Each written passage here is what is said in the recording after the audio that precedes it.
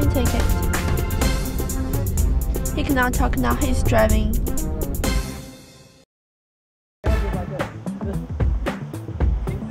I have two daughters. Both of my daughters use mobile phones. First thing we say is there's never a phone call that is so important or a text when you're driving, because what you're basically jeopardizing is your life and maybe somebody else's life.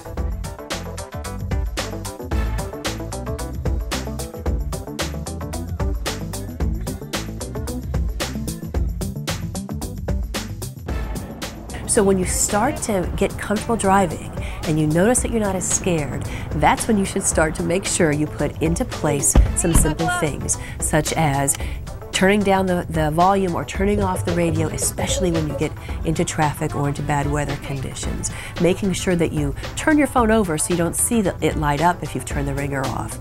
Definitely keep the ringer off. Definitely keep off your tone that tells you that you've got a text message. And be really careful who you have in the car.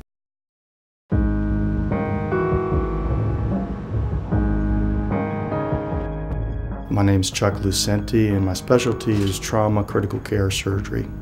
You know, intoxication, basically what that does to you is it stops inhibition. So you feel more like you can say and do what you want without really thinking about the consequences, which is exactly why they're more frequently involved in accidents and car wrecks.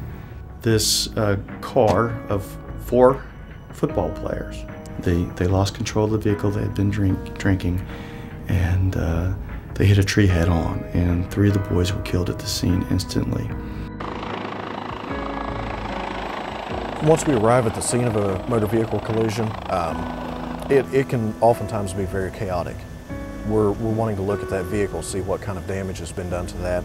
That will start giving us an idea of how severe or what type of injuries we may be looking to treat. I mean, I've climbed inside the wreckage of a vehicle before, and not only there be the patient that I'm taking care of, but also I'll be straddling the dead body that's decapitated, open fractures, or whatnot, sitting in the seat right beside them. Usually, you know, there is that disbelief when people have understood that there is an accident or there is a pending death.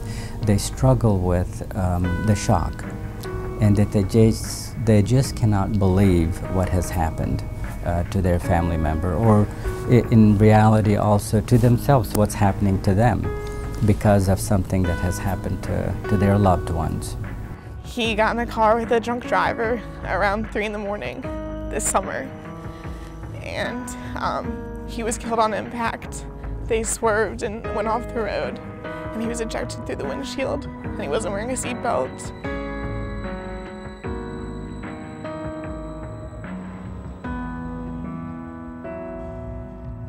And my hope and prayer is that they have learned the lesson well enough that they will do it differently. Yeah, fatigue is actually probably one of the biggest hazards, people falling asleep behind the wheel. At this point, if you kind of look at the crash risk, probably fatigue and driver distraction and alcohol are 3 of the big culprits associated with fatalities and accidents when people are driving. He came home one day, said, "Mom, Dad, I'm going to join the Marines." And when we went to graduation, other than the day he was born, that was the proudest day of our life. JB was just 23 years old. My cell phone rang at 9:22 Sunday evening. Your whole life changes in a blink of an eye. JB was texting while driving. He knew better, and he always thought he was invincible. Until he could text and drive, and he couldn't. Dropped his phone, slipped off his seatbelt, and hit a culvert. We knew that if we could find JB's cell phone, that it would tell his whole day, because he lived on his cell phone. That cell phone was him. And when we found his cell phone, we got it working, and the light was still flashing that a text message had not been sent. JB's last text message was "Yeah, T." And there was no reason for that accident other than distraction. And not only does it affect you, but it also everyone that loves you and that is around you. Your life has changed forever.